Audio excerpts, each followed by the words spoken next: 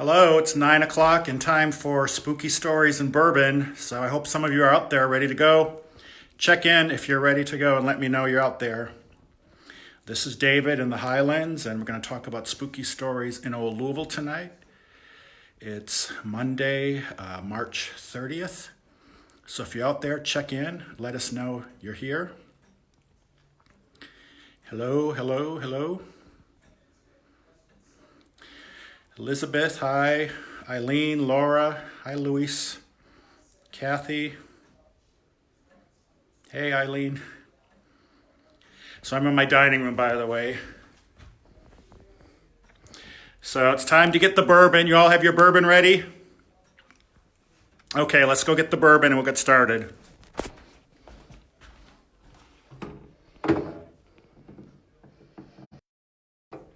I'm going to do Old Forester again tonight.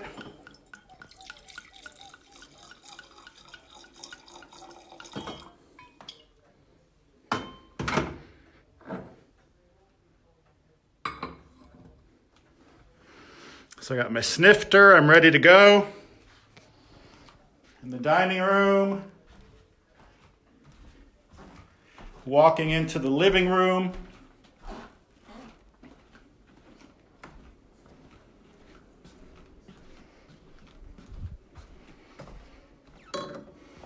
And in case you didn't know about my magic library, that's what we're going to tell stories tonight. So behind my secret door in the wall, we go in here.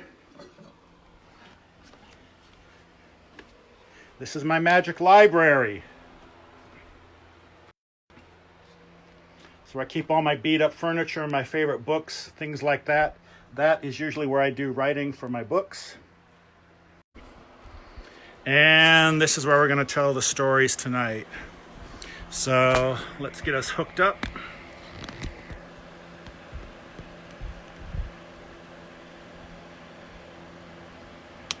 All right.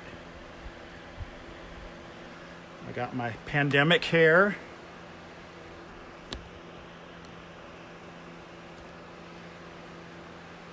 Lord, it's a mess. Oh well. That's what happens.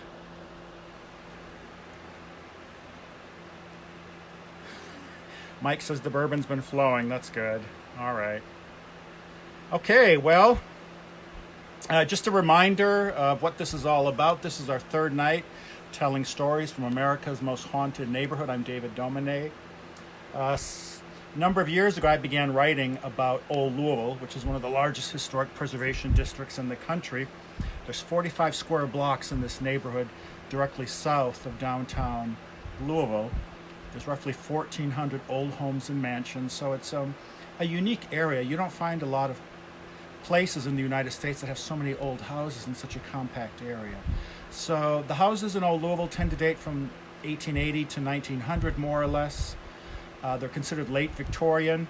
They've been around 120, 140 years in many cases. So they've seen some history, and it's not surprising that a lot of these houses are haunted. So I got into the whole scene when I bought a house on 3rd Street back in 1999. That led me to eventually write my very first book called Ghosts of Old Louisville. Soon thereafter, I wrote my second in the series, Phantoms of Old Louisville. That's our famous Pink Palace. If you don't know the Evers, they live there now as of in the fall. And then I wrote a third in the series, Haunts of Old Louisville. And people wanted to see the places they were reading about. So I got into giving tours in the neighborhood. It was a way to promote Old Louisville. It was a neighborhood I was just amazed wasn't being promoted more when I moved here back in the 1990s. And these tours were a way to get people down on the streets and kind of educate. It was also a way to make money for different neighborhood associations. Over the years, though, people got in touch with me. They said, oh, that was my family's house you wrote about on 4th Street, or my cousin used to live in the house on Ormsby Avenue you wrote about, and here's her death certificate. So that led me to editing and updating all of my ghost stories. And a couple of years ago, I came out with the kind of go-to volume about hauntings in the neighborhood called America's Most Haunted Neighborhood. True Ghost Stories and Eerie Legends from America's Most Haunted Neighborhood. And by the way, the cover was designed by Carrie Sweet. She lives over on First Street. She's a neighborhood designer. So if you ever need anyone to do posters for you, book covers, brochures, t-shirts, she's a great designer. I love her. I use her for a lot of my stuff. So if you get a chance, Carrie Sweet of Sweetville Studios. She's really talented. She does a lot of work for the Disney company, so you know she's talented. But so tonight I'm going to share some of my favorite stories from this book, the most recent of my haunting books. And if you didn't hear, this is the third night we're doing this. Friday night I told the story of the haunting of Annie Whipple at the Russell Houston Mansion at the corner of 4th and Park. Also about the Witch's Tree, I told that on Friday night. That incidentally was on KET tonight on Kentucky Life. It was a series they did about hauntings in the state, so you can actually see the clip if you go to my Facebook page, David Domine. I shared the clip. Last night, Sunday night, we did the story of the man from the Killing Tree, and also Lady Ross, who lived in a house on 4th Street. So tonight, what we're going to do is talk about the house where I used to live, and it was a house on 3rd Street, and it was known as the Widmer House. So we're going to start in just a bit, so make sure you got your bourbon. And what I like is if you're checking in, say hi, let people know where you're from, you know, say city and state. If you're from out of country, great, let us know. I got a lot of Mexican and European friends I know that watch, so let us know where you're checking in from. And especially tonight, if you're part of the old gang who used to hang out in the Widmer House on 3rd Street, let people know that you were in the house and you were part of a lot of this activity going on, like Wendy, as the locals called her, Big Mouth Wendy, Beth and Laura and Skippy. Skippy's not on Facebook, but his mother is, so maybe Mama Skippy is watching tonight. Tad, Alan, Chris, a lot of people out there are probably watching. Gregory, if you're out there watching, check in and let people know you were in this house, you were part of this as it was going on, okay? So, seeing a lot of people check in, so grab your bourbon and let's get started. So here's our official welcome. Cheers. I'm doing my Old Forester bourbon again tonight. Welcome to America's Most Haunted Neighborhood. Oh, by the way, the plan is I'm going to tell stories from this book until they run out. I'd say in probably a week or 8 or 9 days, I'll probably run out of stories that I know well enough to tell them kind of off the cuff. And then when I run out of stories from this book, what I'm going to do is just start reading from my most recent book. This is a memoir. It's my 12th book.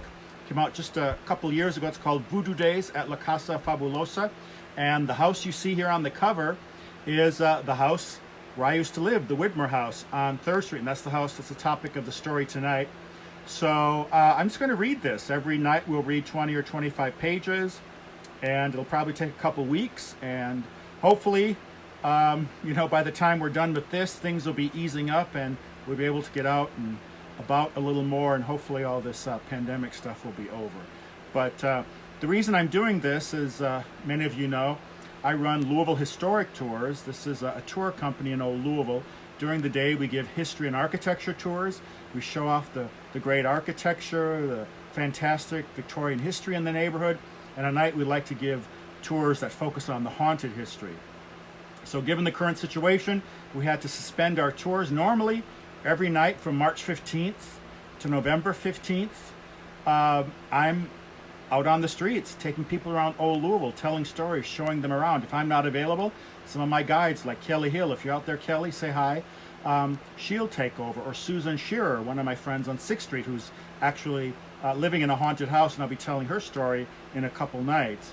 But since we're not able to get out there, what I'm going to do is just every night share a couple stories. It helps keep me in the loop, keep me on point, you know, telling these stories. And hopefully it's helping a lot of you who are going stir crazy like the most of us, you know, pass the time. And like I said, we're all in this together. So hopefully we won't have to do this too long, but I hope that this helps pass the time for a lot of you. All right. So like I said, if you're just checking in, please let people know where you're from, city and state. If you're out of country, great. Let us know if you're from Latin America, Europe, Asia. Also, if you're drinking bourbon tonight, which is kind of one of the reasons we're doing this, let people know what bourbon you're drinking. And like I said, again, like last night, I'm doing Old Forester, which is the bourbon of Old Louisville. So cheers.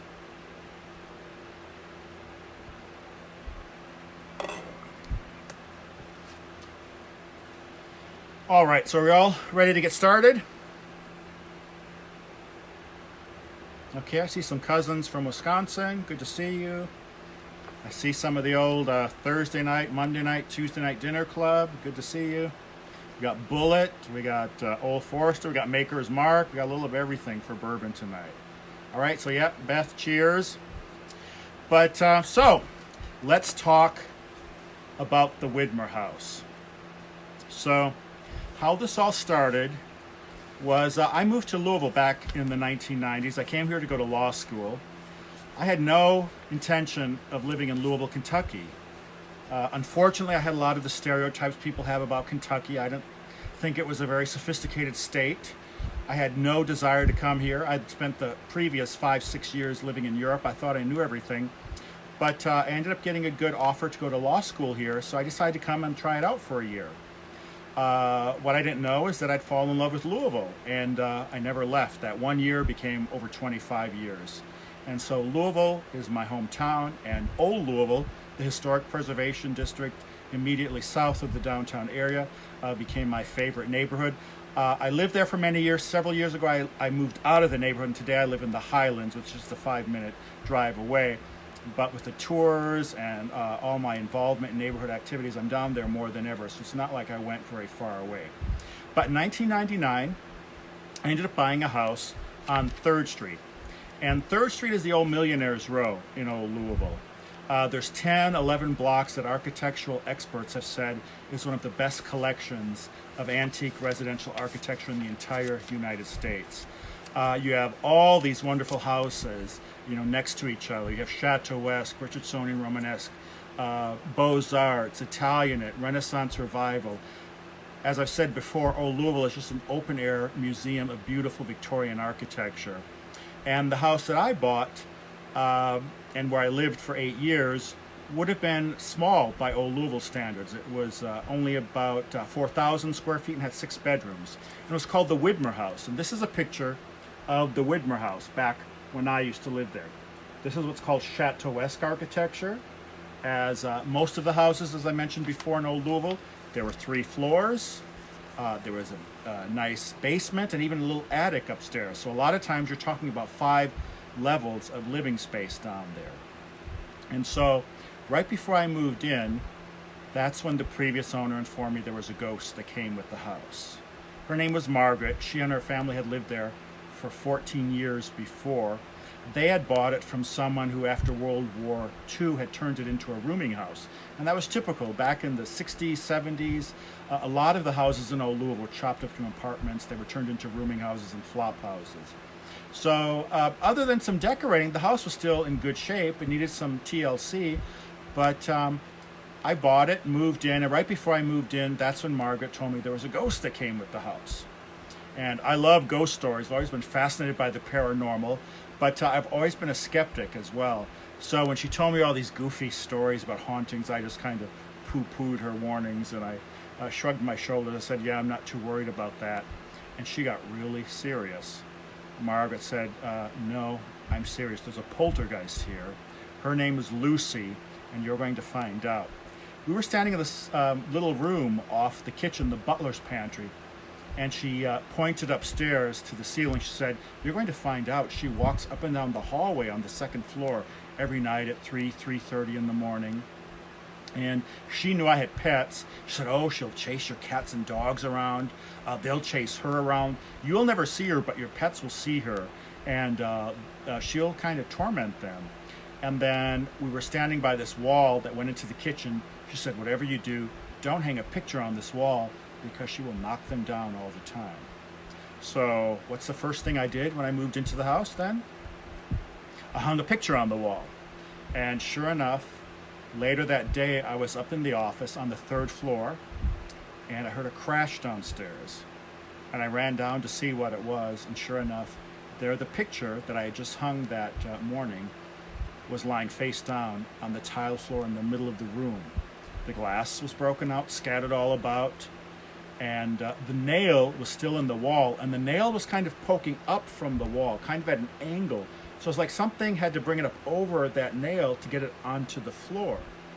Well, being, the skeptic I am, I just convinced myself that I hadn't done a very good job of hanging the picture, and I swept up the pieces, sent it back to the framers, had it fixed and framed and hung again, and I didn't do a very good job of hanging it for the next 6 times afterwards. It was 7 times before I finally gave up trying to hang pictures there. So I'm kind of stubborn, and I finally just I put the picture on a stand next to the wall, and from that point forward, there was no problem. And my friend Wendy, who's tuning in tonight, she was the one in the first place when the picture started falling that told me, there was probably a ghost in the house and we needed to kind of go around and ask the ghost for permission. But being the skeptic I was, I didn't really take her seriously. So later on, she was able to kind of have her saying we did a little ceremony that kind of fixed things. But early on, I just kind of ignored what was going on. But long story short, all the things that Margaret warned me about came to pass in the house. The picture would always fall from that wall. Sure enough, I started hearing footsteps at 3:30 in the morning. I'd wake up, be 3:30 in the morning, and I would hear footsteps going up and down the hallway. And, I discovered right away old houses have a lot of creaks and groans, but these were not typical old house noises. These sounded like hard-soled shoes walking up and down the hallway. And as I lay there in bed, I could almost visualize what was happening. It was like someone was leaving the little room at the very back of the hallway. They were going to the front of the house where there were 2 big windows that looked down over 3rd Street. It was like someone was standing there watching what was going on 3rd Street. And then after a bit, they turn around and the footsteps would retreat back down the hallway and they disappear into that little room at the back of the hallway. And this happened, more than once. But the first few times it happened, I was always there alone. So what I do is, as I heard these footsteps as I woke up, I just kind of put the covers over my head and say, okay, you're not hearing this, you're just imagining things. And I just convinced myself that I was, psyching myself out. But the funny thing is, the more I imagined, the more I ignored these things, the more strange things started to happen. And sure enough, my pets started acting up. So when we moved into the house, we had 6 pets, 3 dogs and 3 cats. The first year in the house, the 3 cats we had refused to come out of the closet under the stairs at the front of the house. They just hated the house. If you took them out of this little tiny closet under the stairs, they would scream and hiss. It was like you were going to murder them or something. And so the cats were miserable. We had 3 little schnauzers. And one night, I was sitting in the TV room, and that was the butler's pantry. The first thing I did when we moved into the house, I turned this little butler's pantry off the kitchen into TV room. And I was sitting there watching a documentary about Bigfoot one night. I love Bigfoot. And the schnauzers, Rocky, Bess, and Fritz, they were asleep at my feet on the carpet. And all at once, all 3 of them, they jumped to their feet and they spun around and they looked at me. It was like someone had reached down and shaken them awake, and they were looking at me like for an explanation. And they had the weirdest looks on their faces. It was just a look I'd never seen them have before. And as I stood there trying to figure out what was going on, they just stood there staring intently at me. And finally, I just shook my head. I walked away. Normally they would have followed me, but that night the dogs didn't. They stood there standing stock still, staring in the same direction they had been staring. And it turns out they weren't staring at me in the first place. They were staring over my shoulder. Turns out I was standing at the wall where the pictures were always falling. And that night with the dogs, there was no picture there. It was at the framers being fixed, but the dogs stared at the spot where the picture had hung. And I watched them, and it's like they all just went like this, looking up. All of their eyes were kind of squinted. And then a couple seconds later, all 3 of them, they went like this. Their eyes went up, and then they started moving their heads like this. And then all 3 of them, they started pivoting their bodies like they were watching something move across the butler's pantry floor.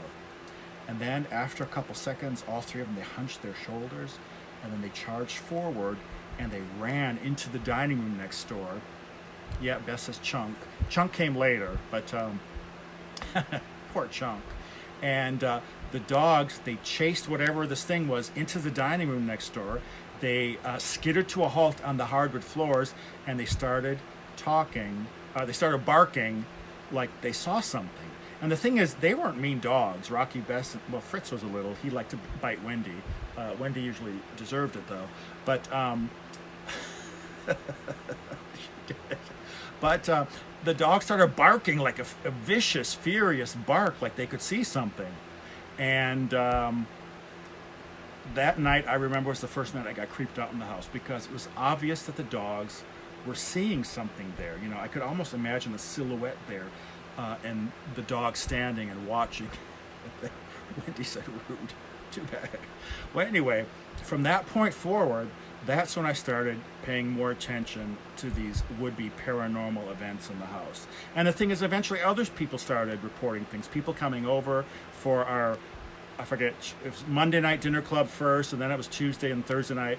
We had this group that every week, you know, a lot of us had worked together at the Seal Bach, or we knew each other from school. We would meet and have dinner parties, and a lot of the times I'd have them over to my house and we'd cook. And so we always changed the nights, but they were there from the very beginning. So if you read my books about the house where I lived in, you know, I kind of talk about them coming over in the dinner parties we used to have.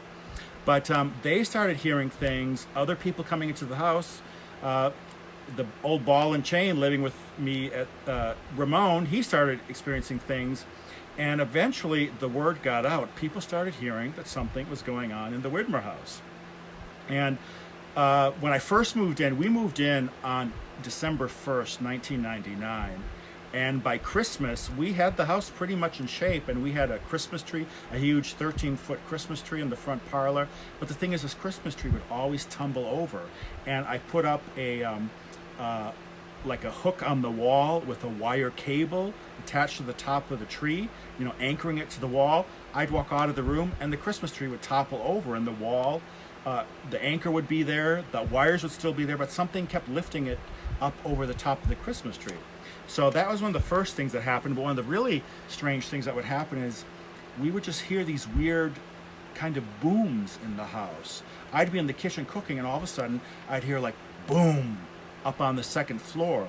And it sounded like someone had tipped over a dresser, or maybe like a chandelier had kind of come crashing to the ground. And I'd go up, I'd go look for whatever had made the sound, and we would never find anything. And this happened when we were having parties in the house, and dinner parties. We'd hear these crashes.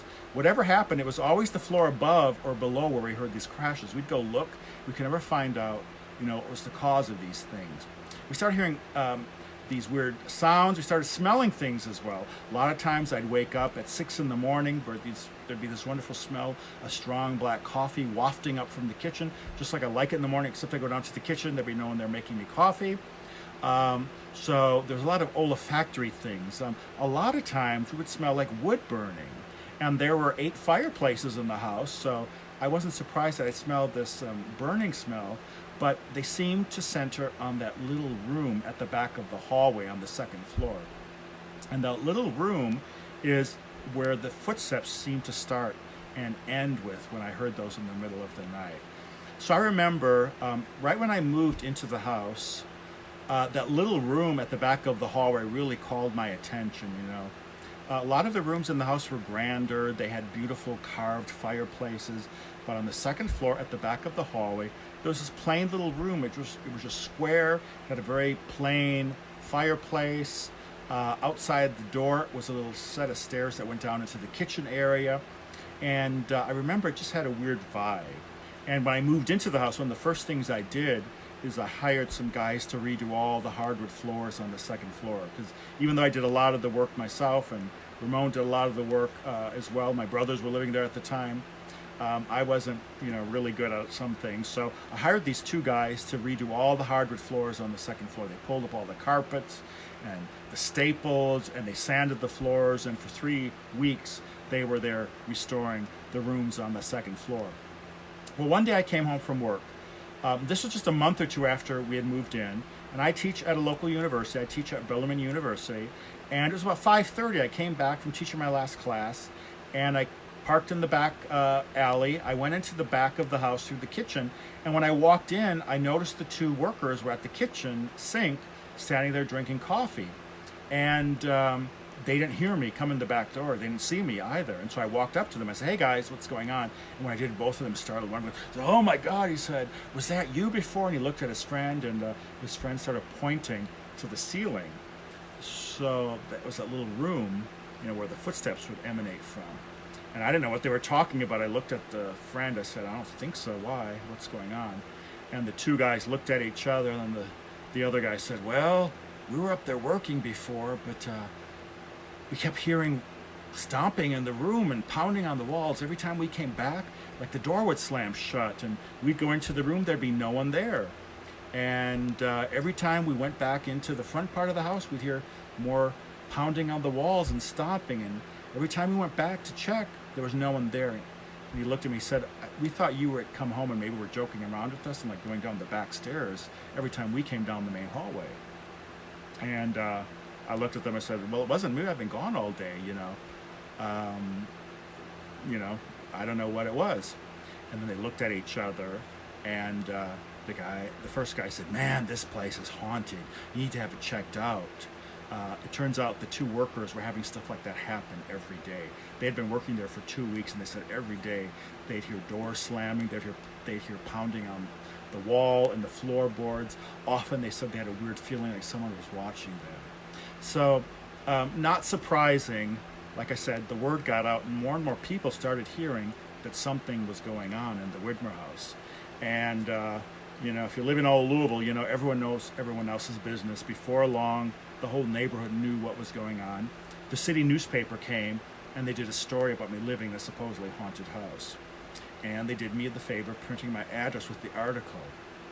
So I woke up the morning after the article came out. I found like half a dozen people camped out in my front yard. They had slept there in sleeping bags overnight because they had read the article.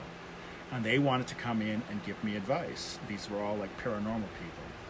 And the two first people who came knocking at our door were two local psychics. They wanted to give me advice, so I took them inside and showed them around. I gave them a tour. I thought, what, can't hurt. And before these two women left, they recommended I get a notebook. They said, "You need to start writing this down." They said, "Every time something happens, write down when it happened, where it happened, who was there to witness it." They said, "If you do that, after a time, you're going to start seeing that a pattern will evolve. And once you identify a pattern, that's what gives you answers as to what's causing these strange events."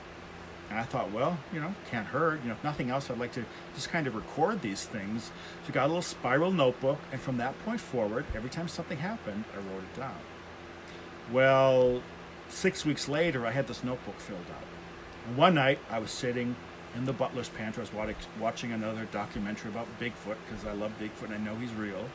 And during the commercials, I pulled out the notebook and I started reading from the beginning of my entries. And about 10 pages in, that's when all of a sudden a light bulb went off. I thought, oh my God, I see a pattern emerging. Sure enough, I started to realize it was always the same parts of the house where the same things would happen, always the same times of day. So if it wasn't the kitchen at the back of the house, where I'd wake up and smell these coffee smells, sometimes burning wood smells. It was the other rooms at the back of the house, usually the butler's pantry, the laundry area, the dining room. But normally it was that little room that sat above the kitchen, where the footsteps seemed to start and end with. And it wasn't too long after the newspaper article came out that we made an interesting discovery about that room at the back of the house. So it was right when the workers were finishing up all their work on the hardwood floors. And I think it was their last day. They were getting ready to polyurethane everything. I just got back from work. And the main guy said, we're ready to kind of seal the floors and finish everything up. But before we do, we have to show you something. And he said, it's in this little back room where we've been hearing all these weird noises. And so he walked back down there and he said, we sanded all the floors. He said, but in this room, there's just something in the floor that we can't sand out. It's too deep. And so he walked me to the mantle, the fireplace in that room, and he pointed to a space on the floor. And by the way, this is what that room looked like. We called it, well, I'll tell you what we called it later. But that was the room where the footsteps seemed to start from, and that was the fireplace in the room. You can see it's kind of plain. But he pointed to a spot on the floor, and he said, you know, we've sanded and sanded, but we just can't get this mark out from the floor. And it was a burn mark in the wood on the floor. It was roughly like 4 inches long by 3 inches across. It was triangular, and this is what it was. I don't know if you can see that. Right away, when I saw the burn mark, I knew exactly what it was because I know a lot about Victorian stuff, and it was one of these. It was an old-fashioned flat iron that someone had taken out of the fire in the room. They probably dropped it on the floor or had forgotten about it on the floor, and it burned this big triangular mark on the floor, this char mark. And all of a sudden I started realizing that's maybe why I was smelling all these wood smells and burning smells in the house. And all of a sudden a light bulb went off. I thought, who would be ironing in this back room? And then I realized the room was plainer than all the other rooms. It was set further back. There was another set of stairs back there, and the second set of stairs went back down into the kitchen, the dining room, the butler's pantry, basically the servants' area. It was the servants' part of the house, and all of a sudden I realized that was the maid's bedroom. And we were able to substantiate that later, that it was the maid's bedroom. And that's when I realized, well, if there was a ghost there, you know, maybe it was the maid, because everything was happening in the maid's part of the house. And that's what Wendy realized, that the ghost she had been convinced was there all along was probably the maid. And so that next week, when we had our regular weekly dinner club at our house, Wendy, Laura was there, Beth was there. They kind of led a procession through the house with a candle, and Wendy went from room to room, kind of blessing each room. And she said, you know, Lucy, we know this is your house, and blah, blah, blah. And I really wasn't all on board, but I let her do it. And supposedly, you know, that kind of solved the mystery. We figured out that the ghost, if there was a ghost there, was the ghost of a former maid named Lucy. The thing is, when I heard all this, when I found this out, my first reaction, as I do when I research my stories, was to find out if there was any historical, you know, substantiation for this. So the first thing I did is I pulled up all the deeds to the property. And I'm obviously a pretty awful human being, because my first thought was, ooh, maybe I'll find out something about a maid named Lucy who got murdered in that back room. You know, that would have been the best explanation. But I didn't find anything like that. And I pulled up all the deeds. I can tell exactly what years, what people lived there, but there was never anyone named Lucy mentioned by the house, mentioned in the house. There was nothing ever mentioned about maids or housekeepers. So I wasn't able to substantiate it, but the funny thing is, from that point forward, everything stopped. And for the next 7 years, we lived in the house. We never had anything happen ever again. So 3 different paranormal groups eventually came in. They had psychics and mediums. They tried to get EVPs. They videotaped everything. They did everything you can do on a regular, you know, paranormal investigation. And none of them found anything. But the funny thing is, once I told them a little more about what had been going on, they all said the same thing. They said, you know, ghosts are like people. Often, you know, they want attention. They just want to be recognized. And you give them the attention that they're looking for, and then they kind of go into the woodwork. They leave you alone. So people suspect, or paranormal people who know things suspect, that I solved the mystery of who Lucy was, and because I gave her that acknowledgement she was looking for, she left me alone. And that's why I never had any more problems with her from that point forward. But let me grab my computer, because I've got to show you a picture. But the funny thing is, when the newspaper ran that article, kind of opened a floodgate, and all these people got in touch with me. They started sharing their stories about their family legends and their supposed ghosts in the family houses. And not surprising, a lot of these people were people who lived down in Old Louisville. 1,400 old homes and mansions down there. Not surprising, they'd have a lot of stories. So these people began sharing their stories with me, and some of them were kooks. I get a lot of people get in touch with me, tell me a lot of crazy stories, so I can kind of filter out the ones that I think are a little, not credible. But a lot of these people, their stories are really fascinating. So the ones whose stories were interesting, and the ones that really piqued my curiosity, and the ones who I thought were credible, I started interviewing them more in depth. And then, if their story seemed to have some kind of meat on the bones, I would do more research. I'd try to pull up the deeds to the properties they were talking about, or do newspaper searches about families who used to live in the houses.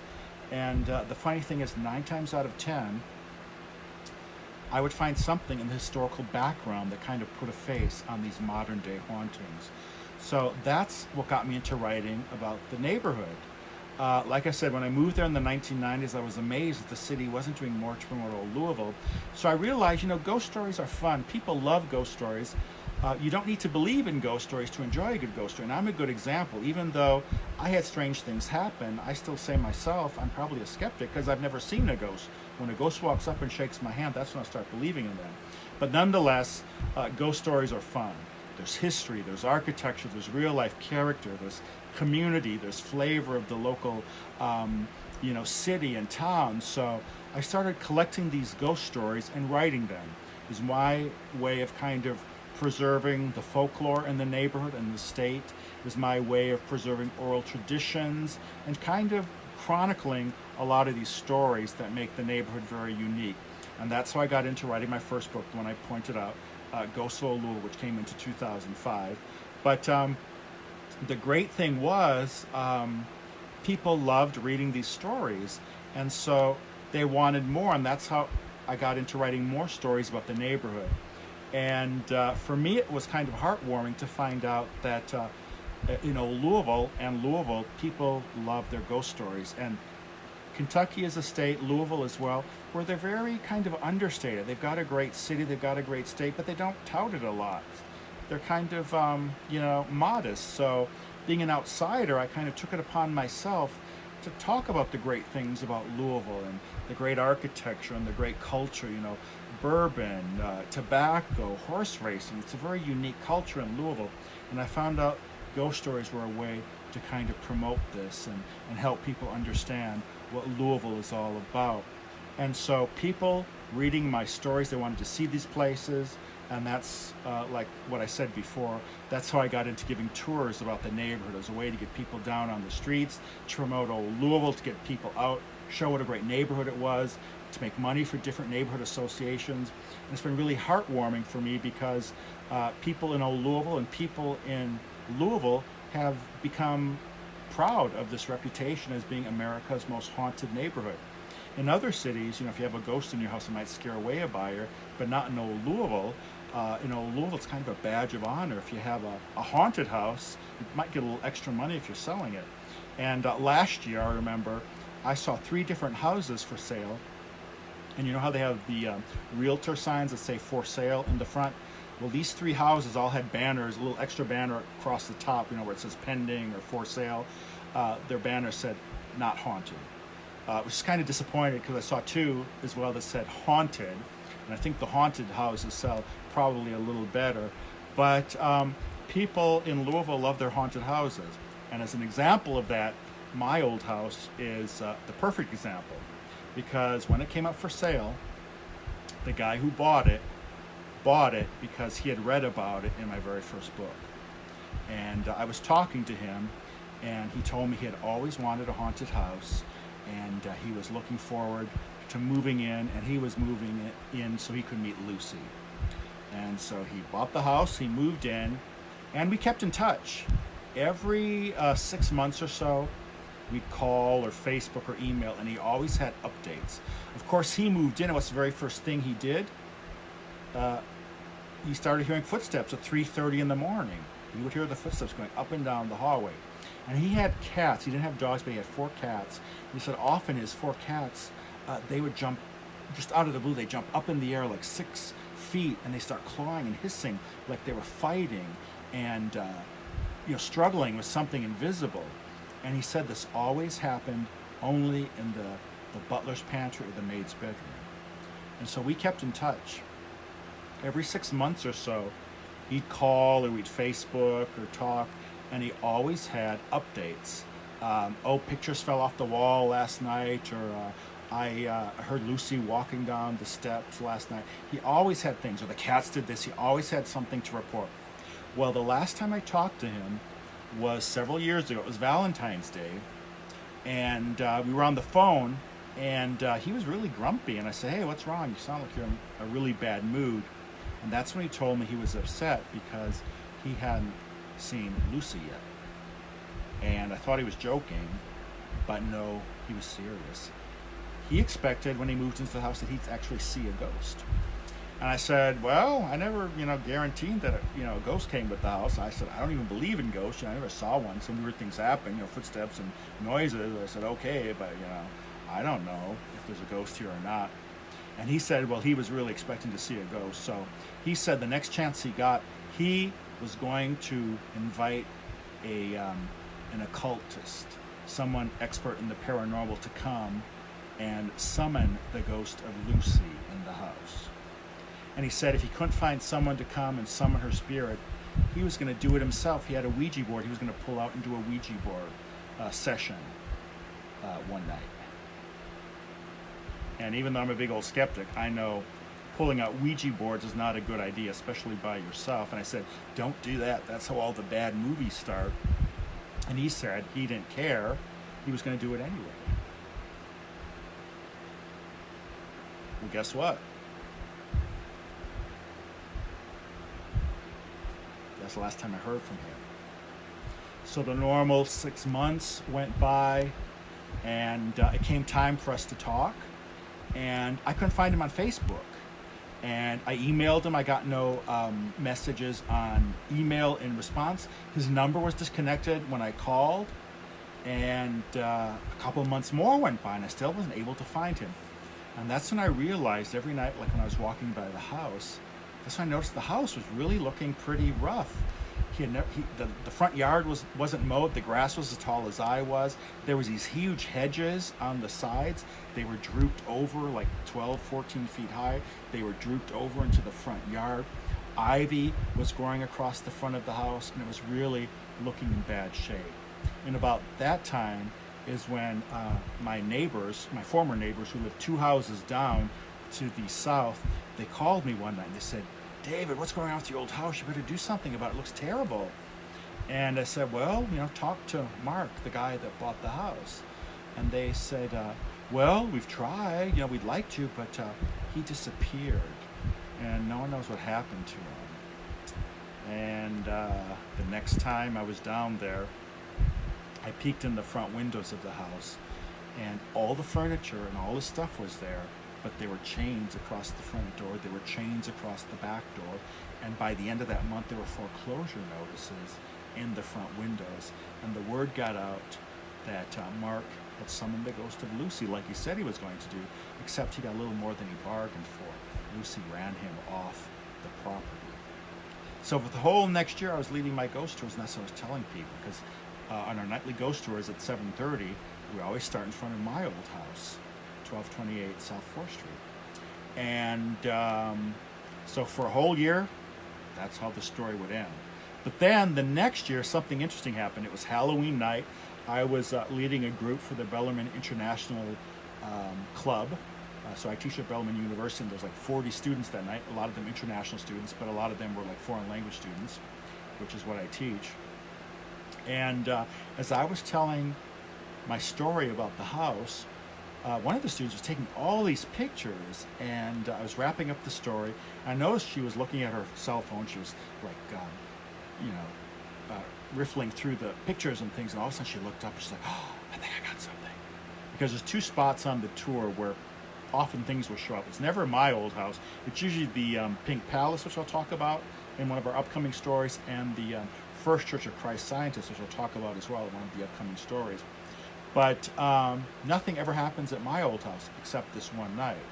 This girl, she said, I was taking all these pictures, and I was going through them. She says, I found something in one of these pictures. So what she had done is she zoomed in to the second floor of my old house. And if you don't remember what the house looked like, this is it. And so what she did is she zoomed in on the 2 windows on the second floor. Can you see those? Not the 3 on the 3rd floor or the arch one on the 1st floor, the 2 on the middle floor, which is where the footsteps seemed to end up. It was like someone going to those 2 windows and looking down over 3rd Street. Well, the student had taken like a burst of 15 pictures, and she said in these 15 pictures, as she was going through them, in one of them she noticed something. And it was only in one of the 15. It was the very middle one. So in the first 7 you don't see anything, and the last 7 you don't see anything, but the very middle one, the 8th one, you can see something. And it was in the left-hand side. And so there's the main window, and then there's a little rectangular window up above, the transom, which is like to let air in. In the transom on the left-hand side, she saw something in one of these 50 pictures. So I'll show you the small version of what she saw, and you see if you see something. But see right up there? What's that look like? And just so you know, when I stood at this window, my head came up to here, so that's like 8 feet up, so no one can actually be standing there. But what does it look like? I'll wait for some comments.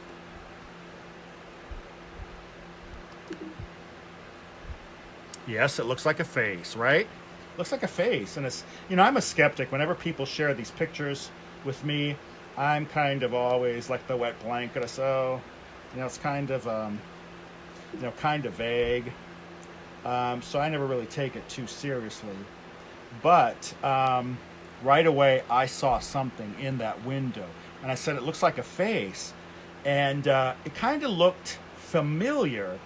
And I was like, who is that? That looks so familiar. And I realized it kind of looked like, in the 70s, The Exorcist, when the movie came out, the movie poster, it looked like the face from The Exorcist. So I thought, oh, this woman, was joking around with me. And so I went online right away, and I thought, oh, she's pranking me. And it turns out, no, she wasn't. I found the movie poster picture, and it was nothing, like the image on the movie poster. But so I said, yeah, that really does look like something. I asked her if she'd take it home and enlarge it, and if she found something, with more details, to share it on Facebook. So sure enough, she went home and enlarged it, and I went back that night after the next tour, and hang on a second, I'm going to show you what she shared. And she shared an image where I could see a little more detail. So right here it is.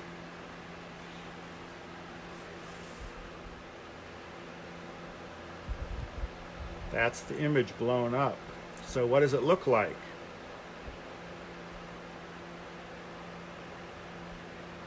Yeah, Sarah, yes, that is the bedroom. I can tell you about that bedroom. But that's the image she blew up. And what does it look like? It looks like a face, right? Well, so people for like 2 years now have seen that face, and generally the first reaction when they see the face is, oh, that's Lucy, because she's the ghost that haunts the place, right? The thing is, I never saw a picture of Lucy. I never found a picture of Lucy. So I can't say if that was her, if there ever even was a Lucy, because we've never been able to prove anything. But guess who that looks like, that face?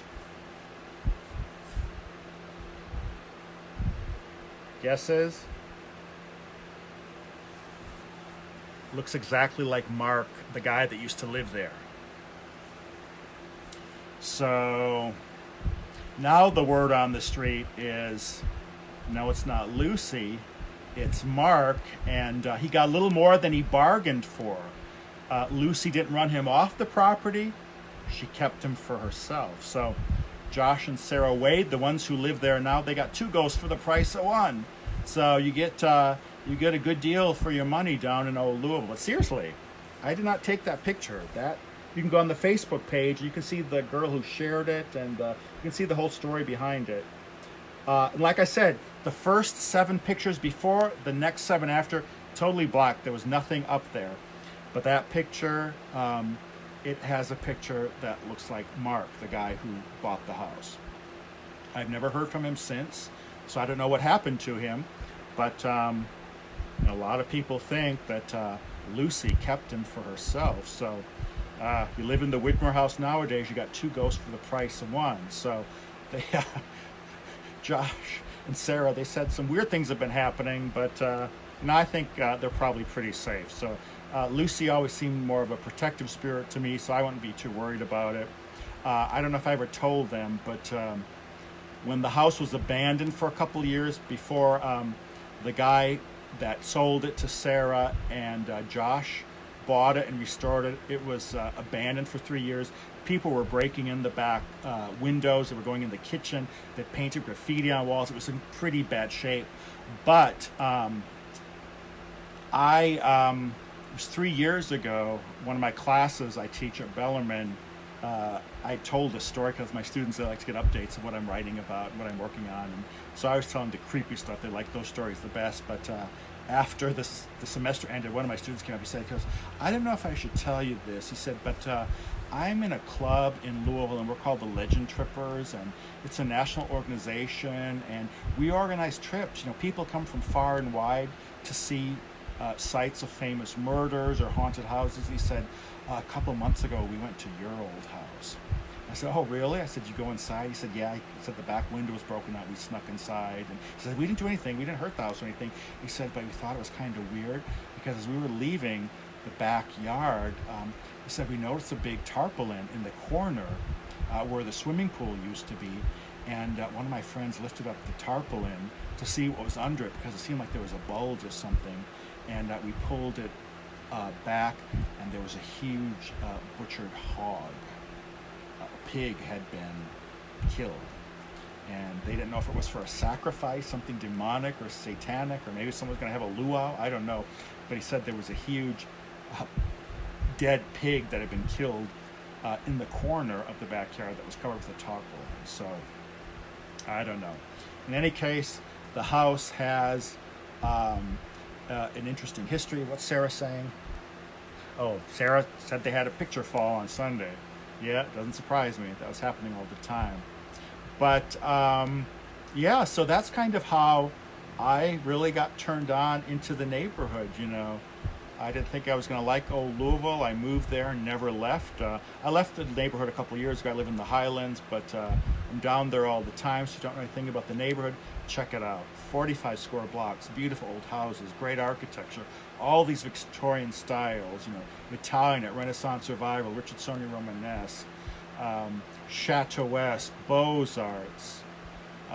It's just a really spectacular neighborhood, and these houses have stories. So what I like to do with my books and the things I write about the neighborhood is kind of get the word out, let people know that this is one of the few neighborhoods left in the country where you can kind of see what it was like to live 100, 120 years ago. In old Louisville, you can go for block after block, and not much has changed. The trees have grown up, but you can go for block after block, and the houses are still there that were 120 years ago. So hopefully when all this is over and done with, we're on the other side, you come and see me. I love taking people throughout the neighborhood and showing off the architecture during the day and the spooky stories at night. If I'm not available, some of my guides, Susan Shearer, Kelly Hill, Deborah Richards, she's out there, I think I saw. She was really active in the historic preservation movement. She's a colorist. She's done a lot of the restorations in the neighborhood. So first chance you get, if you haven't been down to Old Louisville, check it out and plan on taking a tour with us when things are looking brighter. In the meantime, check us out on Facebook, Louisville Historic Tours. I mentioned last night, my friend Sean Stafford has redone our Louisville Historic Tours website. Totally redone it. Sean Stafford is a local entrepreneur. He's a great guy. He does all kinds of things, including he has Huntley Media. So if you need any kind of work in that vein, he can help you out. He's the owner, one of the owners of El Toro, a domain group. He's, like I said, one of the movers and shakers in the neighborhood. My friend Carrie Sweet, if you're looking for any design work in the neighborhood, check it out. She's great for logos, t-shirts, brochures, things like that. She's over on First Street. She's in one of my books about the neighborhood, the big coffee table book called Old Louisville, Exuberant, Elegant, Alive, which is a book where we have 50 of the mansions in the neighborhood. You go inside, you see what they look like, you learn about the people who live there. Yeah, that's about all I can milk this story for. So that's how I got involved in writing about the neighborhood. That's the place where I and Ramon lived for 8 years, where Wendy and Beth and Laura and Chris and Al and Skippy and so many other people spent many nights as we were cooking and eating. And I miss the old house. So I hope Sarah and Josh love it as much as we did. They seem to. They're really involved in the neighborhood. They were involved in our Victorian Ghost Walk this last October. So hopefully we'll have our 13th annual Victorian Ghost Walk this coming October. Instead of me taking people around and telling these stories, what happens is at every location there's costume interpreters acting out the stories. They come to life, they become the ghost, they tell the stories of their phantom woe and how they came to haunt the neighborhood. So Old Louisville's a great neighborhood. I love it, and so glad you all turned in tonight. Tune in tomorrow night, 9 o'clock again, and I'll be telling a couple more spooky stories. Not the place I lived in, but tomorrow night we are going to do Susan Shearer's house on 6th Street and the old Jenny Cassidy Free Infirmary for Women on 6th Street. This is one of those creepy stories I've heard about. And then the night after, we're going to do St. James Court. We're going to do the Pink Palace and the Conrad Caldwell House. So, like I said, for the next week or 10 days, I'll tell you stories as written in my 11th book, True Ghost Stories and Eerie Legends from America's Most Haunted Neighborhood. When those are exhausted, then I'm just going to pull out Voodoo Days at La Casa Fabulosa, and we're going to start reading that. I'm just going to tell you a story every night, or just read the book. And Voodoo Days at La Casa Fabulosa, my 12th book, was my favorite one. I had so much fun writing that book. Half the time I was laughing as I wrote it. So what I discovered is writing about the neighborhood and the year I was in, the Widmer house, what I discovered is, yes, there were some spooky things, but the more interesting things were the real life characters in the neighborhood. So I write about Cookie, this shady guy in the neighborhood, the Stick Witch who collected sticks in the park, Bo, this voodoo guy, Neptuna Petrulenga, who hung out at the witch's tree. She was a gypsy woman. Some of the neighborhood cross-dressers and transvestites, they really made it interesting.